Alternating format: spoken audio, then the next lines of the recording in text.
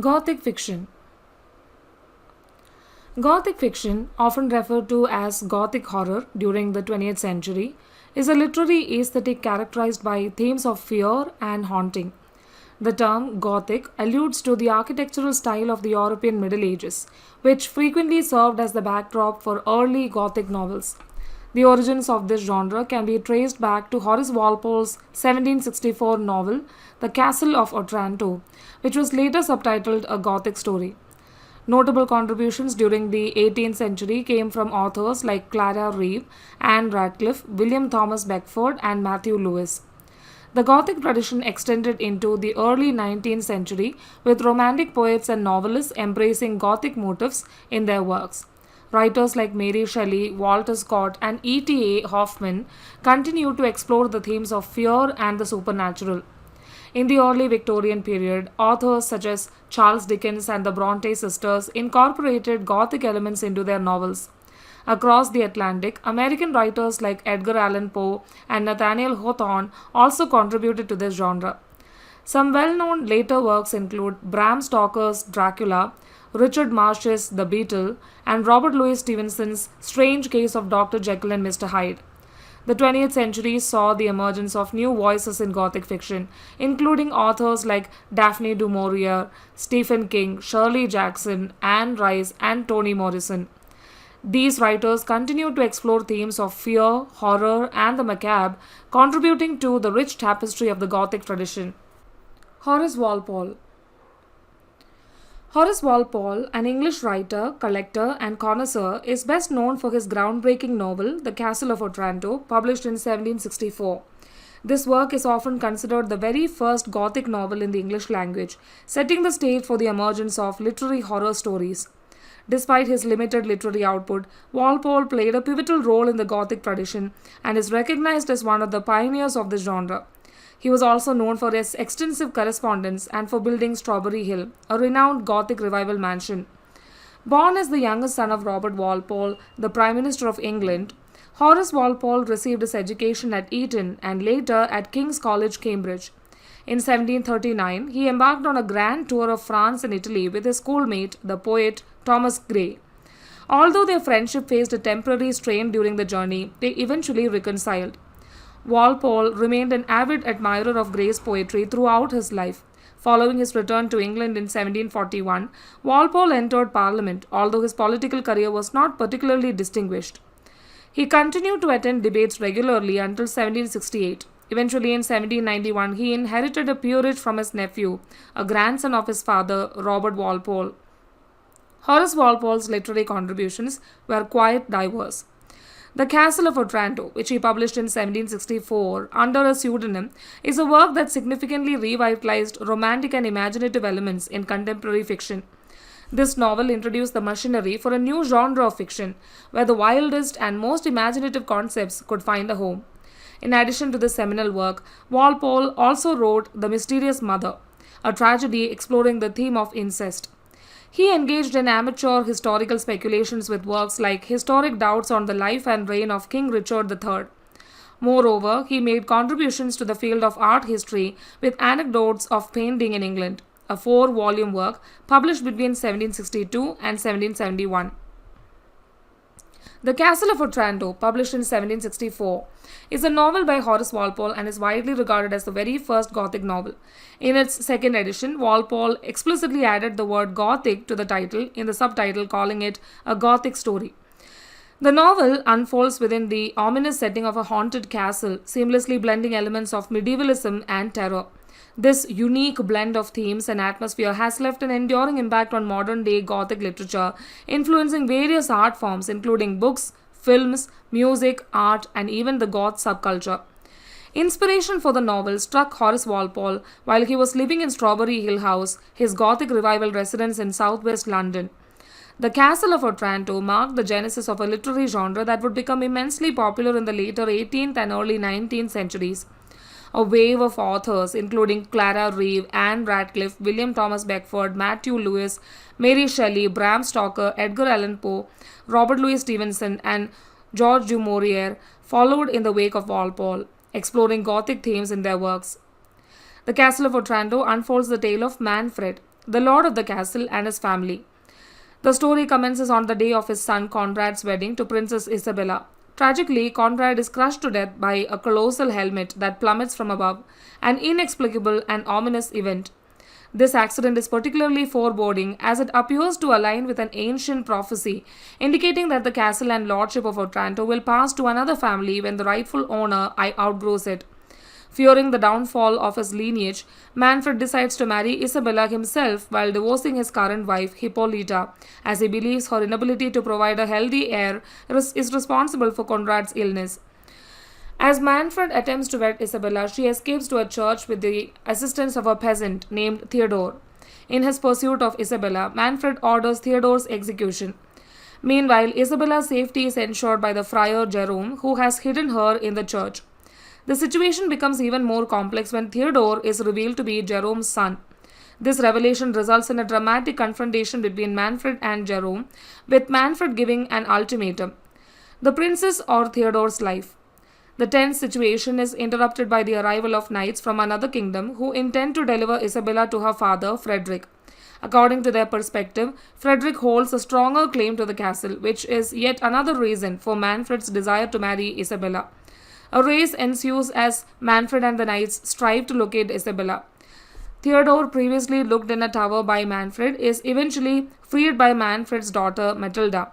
He rushes to the underground church and reunites with Isabella. In an effort to protect Isabella from Manfred, Theodore hides her in a cave and confronts one of the enigmatic knights. In the ensuing altercation, Theodore warns the knight, only to discover that the injured individual is Isabella's father, Frederick. All parties eventually convene at the castle to resolve their complex situation. However, matters take a turn when Frederick falls in love with Matilda, and an apparition of a skeleton warns him away from the union. A tragic climax unfolds when Manfred, suspecting Isabella is secretly meeting Theodore in the church, ventures there with a knife. In the dimly lit church, he mistakes Matilda for Isabella and fatally stabs her. As Matilda succumbs to her wound, Theodore's true identity is unveiled. He is the actual prince of Otranto. The novel concludes with the appearance of a giant ghostly form, announcing the fulfillment of the prophecy and shattering the castle walls. Filled with remorse, Manfred renounces his princely title and withdraws from the principality. Mary Shelley. Mary Shelley, a renowned English novelist whose literary legacy spans the globe, is best known for her iconic work Frankenstein or The Modern Prometheus, published in 1818. She was the daughter of the radical philosopher William Godwin, who described her as singularly bold, somewhat imperious, and active of mind. Tragically, her mother, the celebrated advocate of women's rights, Mary Wollstonecraft, passed away shortly after Mary's birth. Growing up, Mary shared her home with 5 semi-related siblings within Godwin's unconventional but intellectually vibrant household. Mary Shelley's early life was marked by the untimely death of her mother, leaving her to be raised by her father. She received an informal yet rich education that encouraged her to embrace her father's anarchist political ideologies. At the age of 16, Mary eloped to Italy with the poet Percy Bysshe Shelley. Their relationship was marked by mutual encouragement in their literary endeavors, and they married in 1816 following the suicide of Percy Shelley's wife. The couple had several children, although only one survived. A fateful ghostwriting competition on a stormy night in June 1816 served as the inspiration for Frankenstein, often hailed as the first true science fiction work. While superficially a Gothic novel, this literary masterpiece, influenced by the experiments of Luigi Galvani, delved into the destructive potential of power when paired with wealth. Mary Shelley's novel Frankenstein has left an indelible mark on literature and popular culture, spawning an entire genre of horror stories, films, and plays. It tells the tale of Dr. Victor Frankenstein and the extraordinary creature he brings to life in an unconventional scientific experiment. Frankenstein stands as a unique blend of Gothic and romantic elements. It is often considered the first true science fiction story, as it involves the conscious pursuit of modern experiments to achieve incredible results. The novel has had a profound and enduring influence on literature and popular culture, generating a complete genre of horror tales. The novel opens with a series of letters penned by Robert Walton, the captain of a ship bound for the North Pole, to his sister back in England. He recounts the progress of his perilous mission, which is initially successful but becomes hindered by treacherous ice in the Arctic waters. Walton's journey is disrupted when he encounters Victor Frankenstein, who has been traveling across the ice by a dog-drawn sled and is weakened by the extreme cold. Walton takes Victor on board, nurses him back to health, and in the process learns the extraordinary and horrifying tale of the creature that Victor created. Victor Frankenstein begins his narrative by describing his early life in Geneva, where he enjoyed a blissful childhood with his cousin Elizabeth Lavenza and his close friend Henry Clerval. His pursuit of knowledge leads him to the University of Ingolstadt, where he immerses himself in natural philosophy and chemistry. His relentless quest for the secret of life ultimately results in a shocking discovery. Driven by his obsession, Victor spends months assembling a grotesque creature from body parts of the deceased. In a climactic moment, he brings this creature to life. However, the sight of his creation horrifies Victor and he flees from his apartment in fear. After a night plagued by nightmares, he runs into the streets and falls into a feverish and remorseful state. When he encounters Henry, he takes his friend back to his apartment, but the monster has already vanished. Grief-stricken by his monstrous creation, Victor prepares to return to Geneva to be with his family. However, before he departs, he receives news that his youngest brother William has been murdered. Believing the monster to be the culprit, Victor rushes back to Geneva. Along the way, he comes across the monster and is convinced of its responsibility. As he reaches Geneva, he finds that Justine Moritz, a kind and gentle girl adopted by a Frankenstein household, has been wrongly accused, tried, and executed for William's murder. In his despair, Victor takes a vacation to the mountains, far from the harrowing events. While he is alone one day, he encounters the monster. The monster admits to William's murder but pleads for understanding. The creature is lonely and shunned by society, and its violent act was a desperate plea for attention. The monster implores Victor to create a companion to alleviate its isolation. Initially reluctant, Victor eventually agrees to create a female companion for the monster. He travels to a remote island in the Orkneys to carry out this task. However, plagued by moral dilemmas, he destroys the unfinished creation, fearing the consequences of unleashing more monsters into the world. The enraged monster vows revenge, specifically on Victor's wedding night. To safeguard his beloved Elizabeth, Victor sends her away, expecting that the monster will seek to harm him on his wedding night instead. He waits for the monster's attack but arrives too late, only to find Elizabeth murdered. His father, grief-stricken, dies soon after. Victor now dedicates his life to pursuing the monster and exacting his revenge. His relentless pursuit leads him into the icy wilderness of the north. The narrative transitions to a series of letters written by Walton, recounting Victor's last days. Walton tells of Victor's worsening condition and eventual death. When he returns to Victor's room several days later, he is startled to find the monster weeping over Victor's lifeless body. The monster, in a final confession, speaks of its intense suffering, loneliness, hatred, and remorse. With Victor's death, the monster believes that its own suffering can finally come to an end. It departs for the icy north, seeking its own demise. Charlotte Turner Smith. Charlotte Turner Smith, an English novelist and poet during the Romantic period, was instrumental in reviving the English sonnet form and contributed to the conventions of Gothic fiction.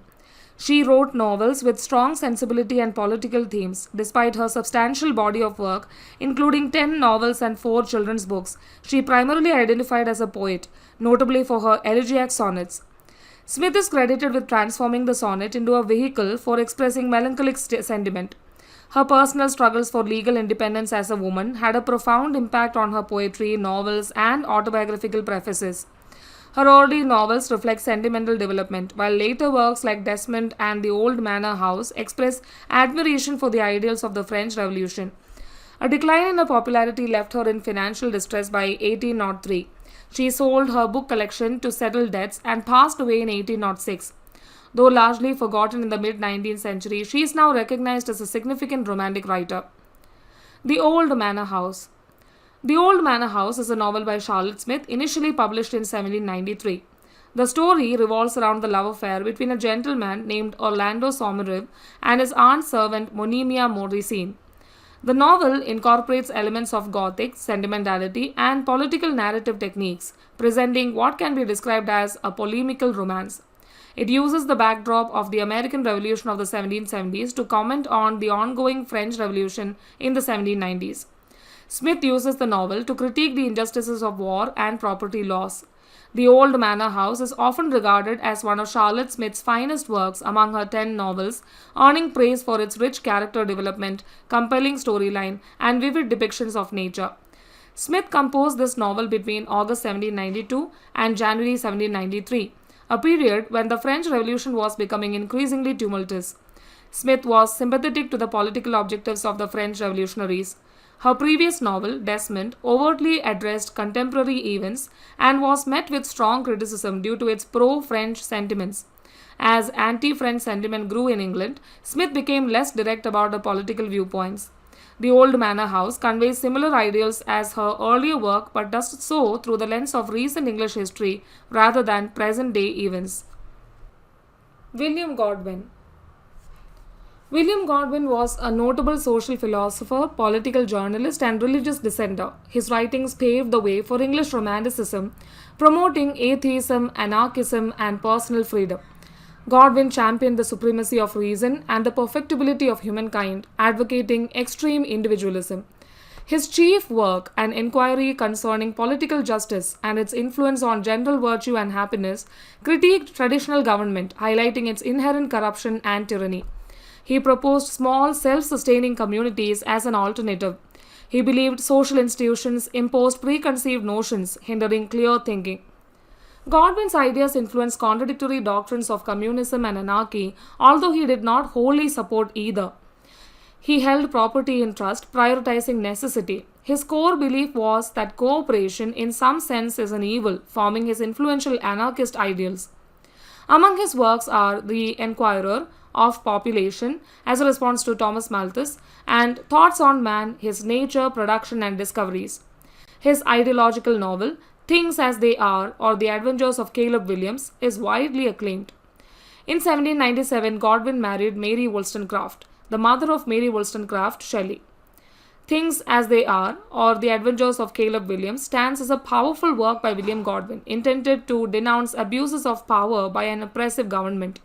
It exemplifies the destructive impact of legal and social institutions on individuals' lives, even when they are innocent. The novel presents the grim reality of things as they are. The narrative unfolds in 3 volumes. Volume 1 introduces Caleb Williams, an orphaned young man from a humble background. He secures a job on the estate of wealthy Ferdinando Falkland. Despite Falkland's generally reserved demeanor, he occasionally succumbs to fits of rage. Curious about these outbursts, Caleb inquires with Mr. Collins, who manages Falkland's estate. Collins reveals the dark history of Falkland and his neighbor Barnabas Tyrrell. Falkland and Tyrrell were once friendly neighbors, but Tyrrell's oppressive behavior led to a bitter rivalry. Falkland was known for his heroism and generosity, striving to correct Tyrrell's wrongdoings. He saved Tyrrell's niece, Emily Melville, from a fire, and she fell in love with him. However, Tyrrell imprisoned Emily when she attempted to escape and falsely accused her of crimes, causing her death. At Emily's funeral, a confrontation erupted between Falkland and Tyrrell. Shortly after, Tyrrell was murdered. Although Falkland was suspected, 2 of Tyrrell's tenants were wrongly convicted and hanged. Falkland's reputation suffered, affecting his mental state. Volume 2 follows Caleb's growing suspicions about Falkland's involvement in the murder. He conducts an obsessive investigation which leads him to believe that Falkland is the true culprit. When Caleb confronts Falkland, he confesses but forces Caleb to keep silent under the threat of death. Falkland frames Caleb for attempted robbery and he flees to save his life, but he returns when promised a fair trial. Volume 3 delves into Caleb's life as a fugitive, escaping multiple times. He encounters various groups, including criminals and anarchists, and debates the morality of his actions. Betrayed and facing persecution, Caleb is ultimately brought to court but is released when his accusers do not appear. He faces the relentless pursuit of an enemy, Jones, who seeks revenge on Falkland. The story concludes with a confrontation between Caleb and Falkland, leading to a decision that will either expose the truth or seal their fates. Caleb finally takes action to bring Falkland's guilt to light. Anne Radcliffe. Anne Radcliffe was a pioneering English author of Gothic fiction during the Romantic period. She is known for her skill in rationalizing supernatural elements in her novels, which helped establish Gothic fiction's respectability in the 1790s. Radcliffe was celebrated in her time and was commonly referred to as the mighty enchantress and the Shakespeare of romance writers by contemporary critics. Her fame extended into the 19th century, and there has been renewed interest in her work in the 21st century with the publication of several biographies. Anne Radcliffe authored 5 novels in her lifetime, always referring to them as romances. Her publishers paid substantial sums for her works, making her one of the highest paid professional writers of the 1790s. Her breakthrough novel was Romance of the Forest in 1791. Although Radcliffe's novels were often set in foreign lands with fearful occurrences, she herself never travelled to these locations except for a journey to Holland and Germany in 1794, after most of her novels were already written. She documented this trip in a journey made in the summer of 1794 in 1795. Jane Austen parodied her novel, The Mysteries of Udolpho, in Northanger Abbey. Radcliffe was disheartened by the direction Gothic literature was taking, leading her to write The Italian as a response to Mathew Gregory Lewis's The Monk. The Mysteries of Udolpho, published in 1794, is Anne Radcliffe's fourth and most renowned novel. It follows the story of Emily St. Aubert, who faces tragic events including her parents' deaths, supernatural terrors in a dark castle, and the schemes of an Italian brigand. Often considered the archetypal Gothic novel, The Mysteries of Udolpho features prominently in Jane Austen's Northanger Abbey, where a young, impressionable reader interprets people as Gothic characters, resulting in comical situations. The novel is a quintessential Gothic romance with physical and psychological terror, set primarily in the eponymous castle, but also featuring vivid descriptions of foreign landscapes like the Pyrenees and Apennines. The story is centered around Emily St. Aubert, an orphaned young woman imprisoned in Castle Udolpho by Signor Montoni, her aunt's husband. Montoni, along with others, thwarts Emily's romance with Valancourt, while she investigates the connection between her father and the Marchioness de Villeroy and its link to Castle Udolpho. Emily, an only child, shares a close bond with her father and a love for her nature. After her mother's death, she accompanies him on a journey through varied landscapes where they meet Valancourt, a man who shares their appreciation for nature.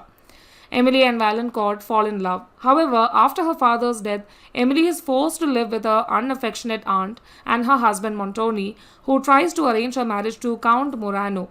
Morano is revealed to be nearly bankrupt, and Montoni takes Emily and her aunt to his isolated castle, Udolpho. At Udolpho, Emily faces distress, including her aunt's death from her husband's cruelty. Several eerie events occur within the castle, and Emily eventually escapes with the help of secret admirer Dupont and loyal servants Annette and Ludovico. She returns to her aunt's estate only to find Valancourt has lost his fortune in Paris. Nonetheless, she takes control of the estate and is reunited with Valancourt.